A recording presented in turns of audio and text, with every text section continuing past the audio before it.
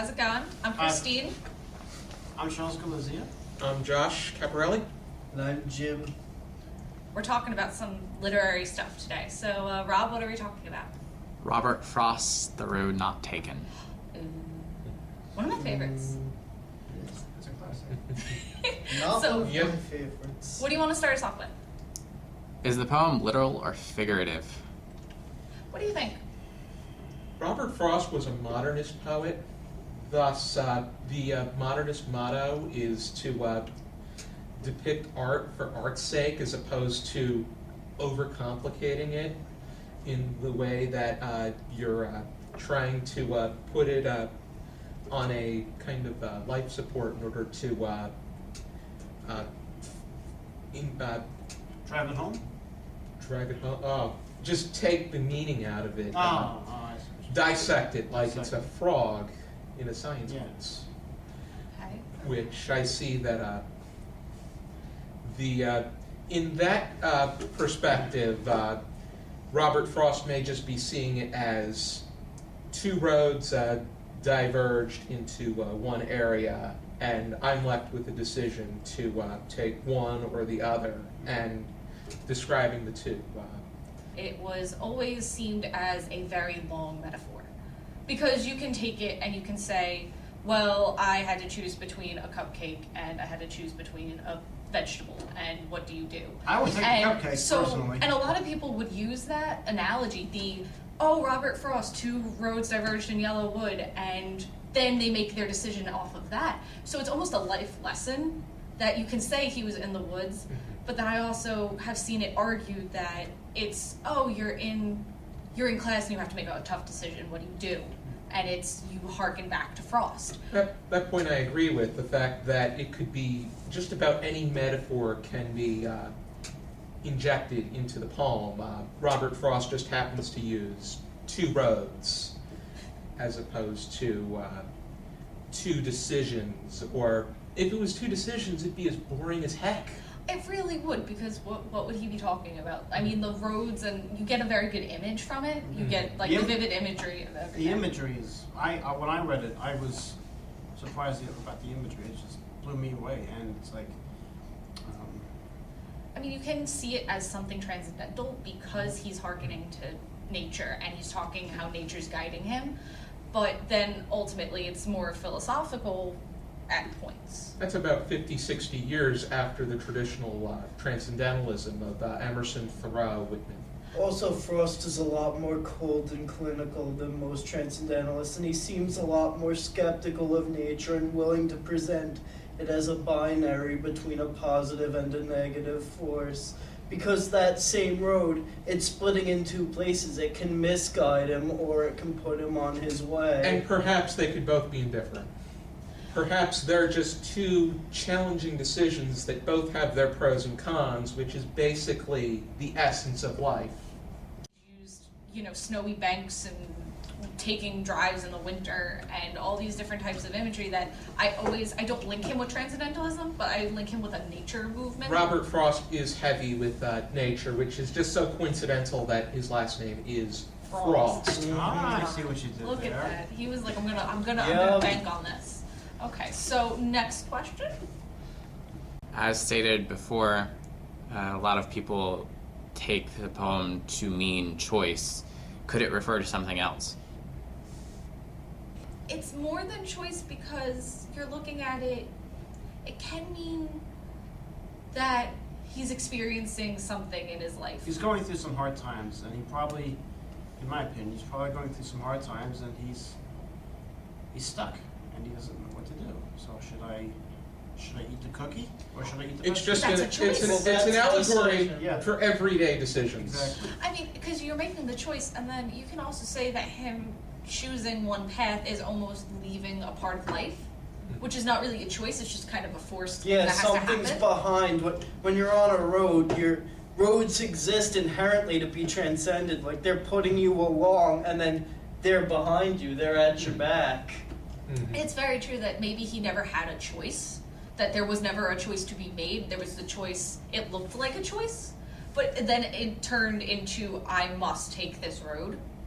So it's almost saying, you can say it's either like, you know, a transition in life, in, you know, maybe career, because there's things that you kind of regret doing in life. But on the other hand, it seems as if he's taking a gamble, because you have the road less taken is usually the gamble, as opposed to the road that is primarily taken, which in most occasions it's people playing it safe. And if you want to take the road less taken, you're probably going to take time to stop and smell the roses as well. I know I'm diverting, but it just hit me now, like thunder. But stop and smell the roses. Take time out of your day, your busy life schedule. You know. Oh, if he you're saying if he was on the common road, the details would have been like wrote and memorized and had less value. But now that he's doing something different, there's more richness there. There's more to savor. I'd agree with that. If you're thinking literally, then absolutely. Okay, awesome. Next question. Choice is not necessarily binary. There are so many factors that go into someone's decision, and there could be more than two choices. So how does that factor into the poem? It's an immediate choice, but then there's also, you have to then think about what's going to happen afterwards. It's the Your consequences? It's consequences, but you also have to, I think it's when you make a choice, you then have to weigh the pros and cons. Exactly. And you have to weigh what's going to happen in the long term.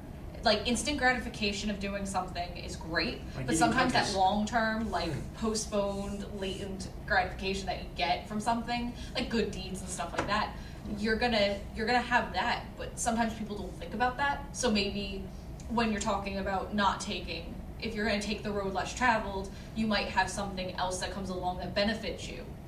Or is it that you take the road more traveled and you get something that you didn't think was going to come down the road? There's so many variables.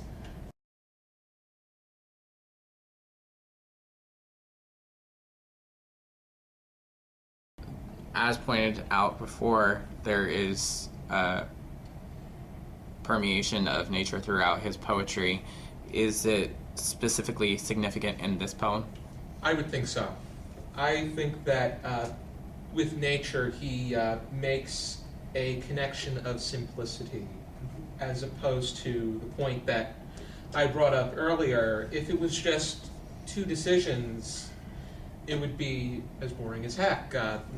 With nature, he's providing us with two descriptive roads, and then he's able to incorporate his message in a way that people can connect.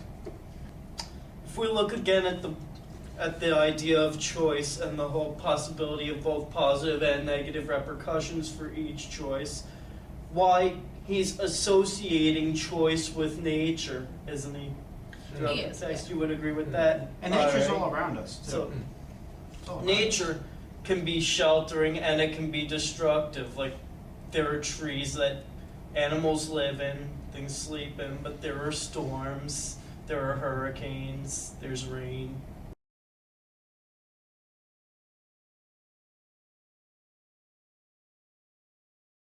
Is the narrator content with his choice? I think that's exactly what he's trying to incorporate in his poem. He wants us to make the decision.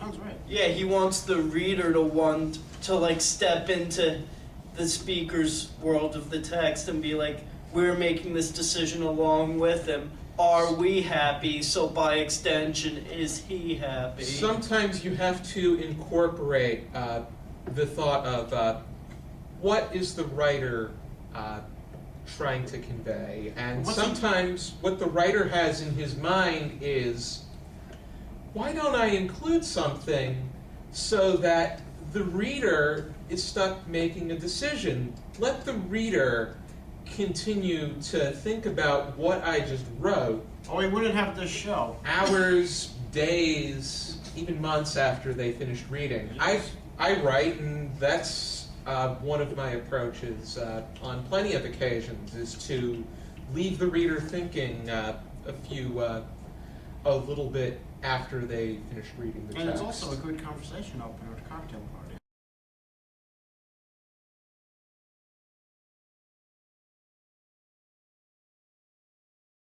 Well, Sparks a debate, just like we have today. Charlie's my bud. So I'm gonna throw the I'm also monkey a drummer. wrench. I'm gonna throw the monkey wrench in this, where there's the story that many people have read that Frost was at a party. Maybe a cocktail party. I'm not too sure. But the story goes that he was at a party and he had a friend who always told things in a very melodramatic way. He was always laboring over something, and his stories always gave him this sense of, you know, grief or sadness. And apparently the story is that this friend was telling his tale, and he was very upset about making a choice. And he was lamenting over the choice that he made, or he was saying how great the choice was, when really the story was in fact that it was just an average day, average choice. So Frost then decided to make this poem in order to highlight the melodramatic feeling that his friend was giving him, and saying that the road was, you know, less traveled, and that made all the difference. But in reality, they were the same exact roads, and it could have been the same exact path. So it's almost he's playing a trick on all of us and saying, this is what you think it means. And then when you look back at it, it's not, I took the road less traveled, and that's great. It's, you just made a choice, you have to live with your choice, and that life continues on, and these choices look hard, but they're not in fact hard. Watch MTV. What's really... Go It's for it. not that makes all the difference, like, oh yes, I've made this choice and it's going to shape my life. It's that makes all the difference, because you take one. It just happened. Now, little known fact, I watched Orange is the New Black. It's that show on Netflix. And they were having a conversation in the show, and the one girl was gonna do something different for her court appearance. And she said, yeah, it's like that Frost poem, I'm taking the road less traveled. And the main character goes, it's not what you think it means. So they reference Frost in a very modern show about choices and how it affects people. And I think that Frost being able to permeate a Netflix original series makes me, you know, he's still standing the test of time, no matter how you see it. We're gonna say that. They keep reading him in English classes. They keep They reading keep him. analyzing him. They keep in reading English the same classes. How many drum. people get the And same? people can still connect to Exactly. Frost, especially through The Road Not Taken. Well, But he But has what plenty of point- other fascinating works too. But what point do you think people should take away? Do you think people should take away that you take the road less traveled and that's great, and that's what you need to do is like make your own path, be a trailblazer? Or do you think we should be taking away the point of he's laughing at his friend? Or that there are two choices, they're equal, just choose one, and that's life? The latter. The I latter. think it seems as if Robert Frost is trying to convey that life is filled with choices. They're different, they have their pros and cons, and you're going to have to make a decision either way. What do you If you make no decision, you're really not doing yourself any justice. Well, As Wayne Gretzky said, you score none of the shots you don't take. I have a question. I want to present a question. Is not making a decision making a decision? Not because making are you choosing to not choose? But by not Exactly. choosing, you're not moving forward. Right, but you're not you're progressing. making a so decision to do Okay. nothing. You're remaining stagnant, and this is a poem that's very much about growth. Yeah. Okay.